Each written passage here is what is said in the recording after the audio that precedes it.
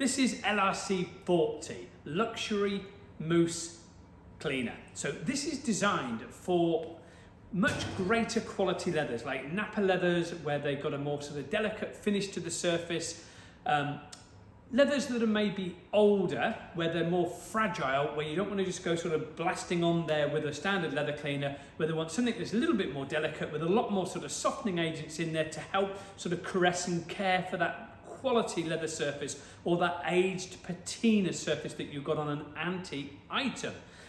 It's a mousse cleaner. It does what it says on the tin. Obviously give it a bit of a shake up as well. Going to take a little bit to pump up the system to get it through, but there you go. To be fair, it's pumped up first time around, but that is the mousse cleaner. LRC40, you would spray that on, and then I wouldn't get that in with a brush. I would more than use is the pad to go over the surface, to agitate it into the leather, and then wipe away any excess with a white terry towel.